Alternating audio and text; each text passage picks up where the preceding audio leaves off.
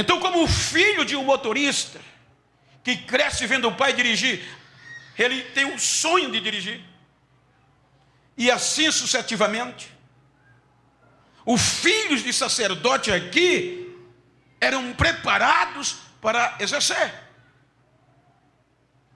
Pelo outro lado, Isabel, filha de sacerdote. Como ela não tinha ministério para exercer, pois não era para feminino no contexto da época, então elas eram preparadas de forma diferente.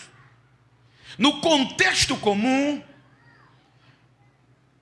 no todo, uma criança judia do sexo feminino, quando se entendia de gente, já era obrigação da mãe ensiná-la a como ser uma boa dona de casa. Então, quando uma criança judia no contexto comum chegava aos seus 12 anos, por aí, ela já sabia tudo de casa, porque a mãe havia preparado ela para tal, e sendo filha de sacerdote, melhor ainda. Além de tudo isso, elas eram preparadas para ser uma boa esposa de sacerdote. Elas já eram catequizadas: o teu esposo vai passar dias, caso o Senhor chame, fora de casa. Elas já eram preparadas. Então, pelo contexto, ainda novos. Se os irmãos lerem do capítulo 1, versículo 5 por diante, vão ver que o próprio Lucas diz: irrepreensíveis e justos em todos os preceitos de Deus. Eram jovens que ninguém tinha o direito de apontar o dedo. Eram jovens diferenciados, crentes, a ponto de serem irrepreensíveis. Como na época a moça ou o moço não tinham o direito de olhar um para o outro e acertar o namoro. Eram os pais. O pai do noivo escolhia a moça e negociava com a família da moça. Na maioria das vezes tinha noivo, como ainda tem hoje. Eu digo com garantia porque eu tenho amigos que vivem isso e que me diz: pastor, eu só conheci a minha esposa no dia do casamento. Porque toda negociação é entre os pais, a família. Só cabe a ele pagar o dote. Então a Bíblia diz que ainda novos, o pai de Zacarias escolhe quem? Uma filha de sacerdote, pois era conselho de Deus. É necessário que um sacerdote case com uma filha de sacerdote. Então o pai de Zacarias escolhe logo quem? Isabel, uma moça preparada para ser uma boa esposa de sacerdote. E eles casam-se. E ela tinha perspectiva como cultural de ser uma boa esposa sacerdotal e proliferar, que era o que dava honra a uma mulher, mais do que todas, a semente, a proliferação, filhos. Então a família já casa com a perspectiva: este casal vai ser a nossa alegria. Quando eles casavam-se, depois da lua de mel, contava-se um ano, no máximo, para a semente vir.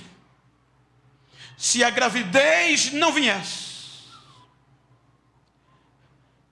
o pai do noivo e da noiva e a família ia bater na porta.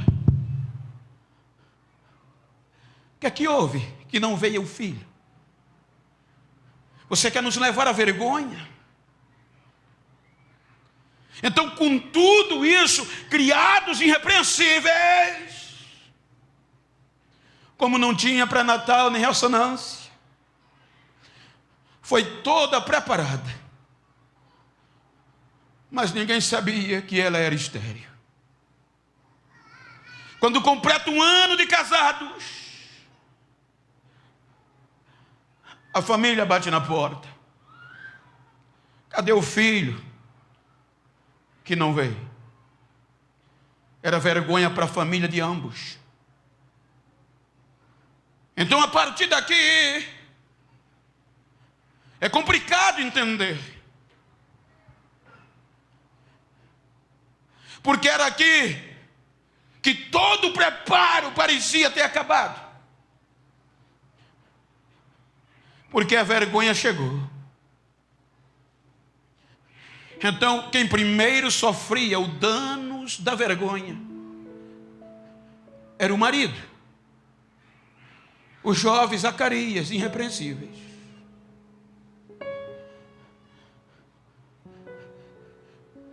Eles tinham direito, é cultural. Por exemplo, se eu fosse um judeu nesta época, e o pastor fosse meu irmão,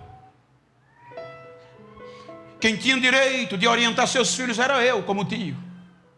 Se o seu filho ia casar, quem ia permitir era eu, ia aconselhar. E isso tinha reunião familiar constantemente. Então, quando o filho não vinha, se eu me casasse, eu não tivesse filho, não gerasse filho, a primeira coisa que eu sofria era ser excluído da reunião. Eu não fazia mais parte da reunião da família, porque eu perdi o direito de voz, porque eu não tinha como exemplificar. Pelo outro lado, a mulher casava segundo a lei. Quando uma judia, uma hebreia casava, ela tinha responsabilidade de cuidar da casa. Por isso que era preparada, que não era só lavar prato. Toda a administração do lar era da mulher. O homem não interferia. Era o cabeça, era o provedor. Mas quem administrava era a mulher. Ela contratava, ela mandava embora, ela dizia isso é aqui, isso é ali.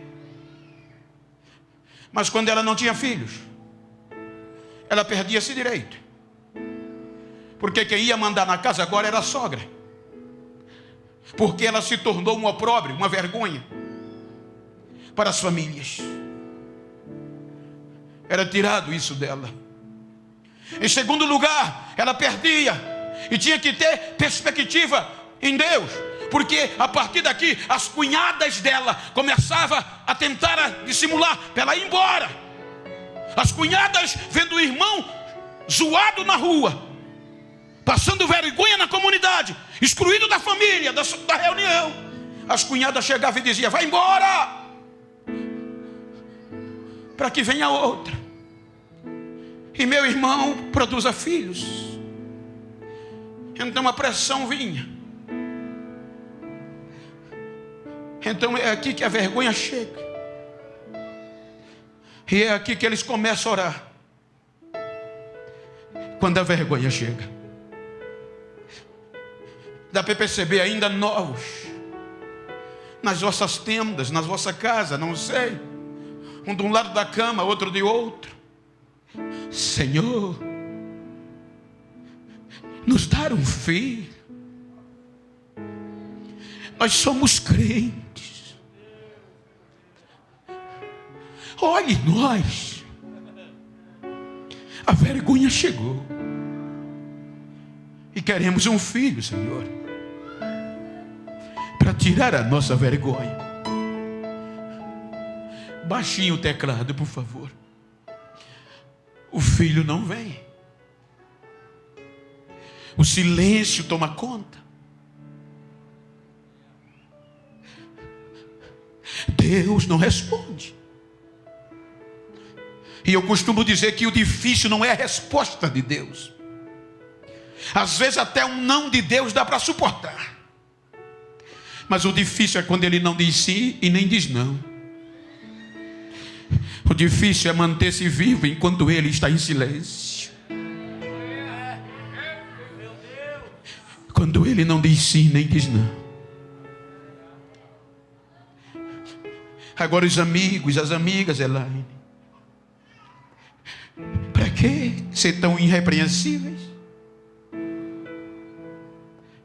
Símbolo de vergonha, de opróbrio. O tempo vai passando, chega a 30 anos. Zacarias, com 30 anos, assume e é efetivado ao ministério.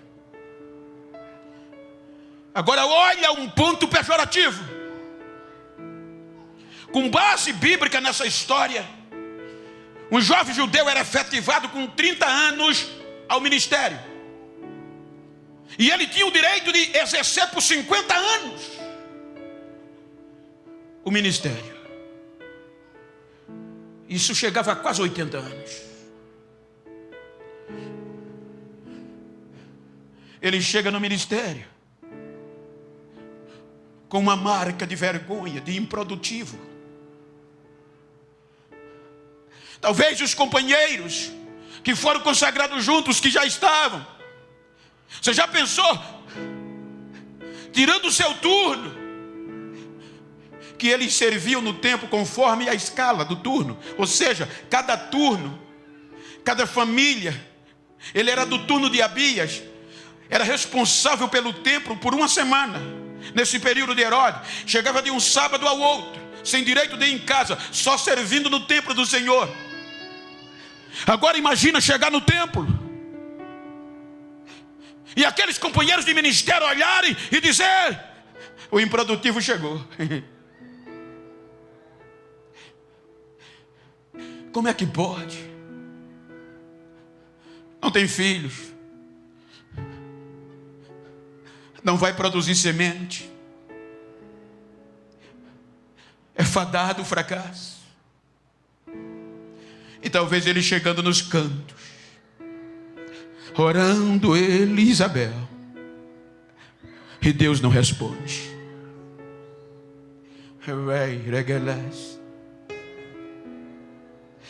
Começa a exercer o ministério, o tempo passa, e cada vez ficando pior. Não era visto mais. Entrava para servir e a história ocultava. É improdutivo e a mulher é estéril.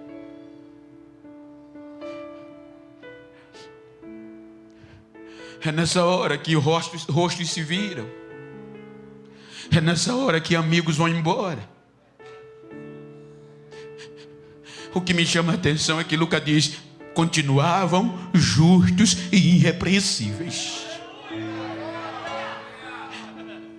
Não dependia de amigos, não dependia de reconhecimentos, não dependia, não, continuavam.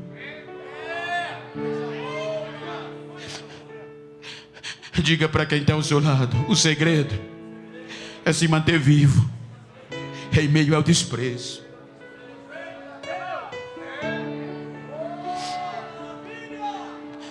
Para se manter avivado, para dar glória, para dizer eu creio, quando está no ápice, quando todo mundo vê, quando todo mundo aplaude, é fácil.